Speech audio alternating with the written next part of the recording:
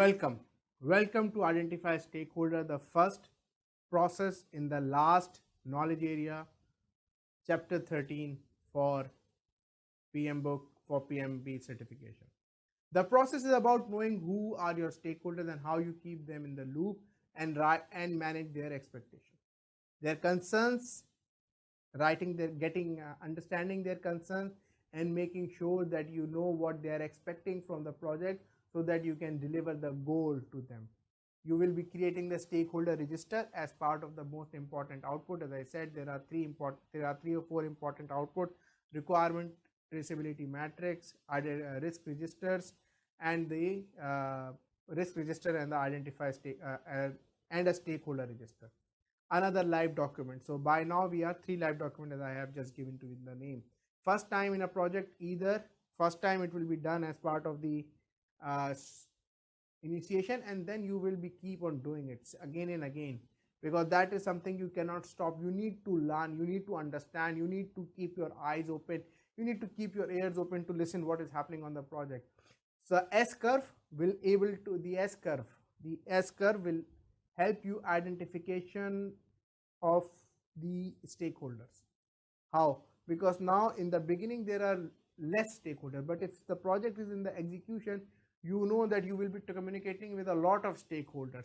And so the point in the execution, when there is more or less execution of your project, and usually when there is more execution, there is more stakeholders around the work. So this is what you need to wear.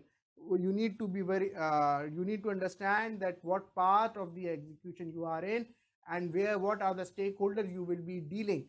Because yes, in the execution, the line manager is very important, but maybe in the bigger context of a project, he may not be enjoying the same kind of authority who has a functional manager, and functional manager has identified what needs to be done and implemented on the shop floor.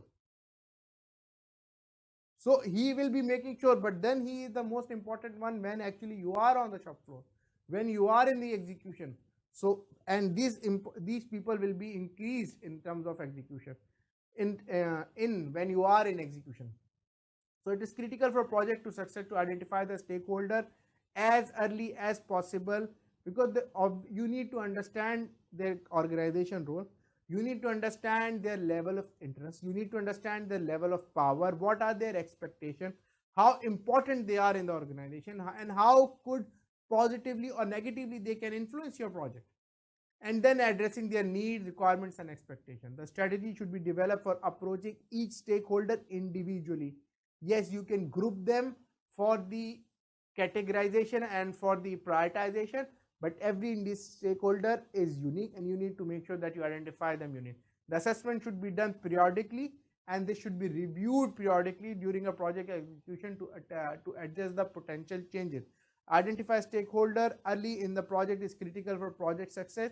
So to analyze their level of interest, their individual expectation, and as well as their importance and influence.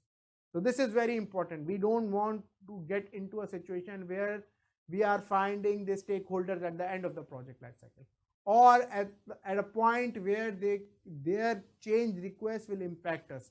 We have understand, and I'm sure you must have seen the cone of uncertainty.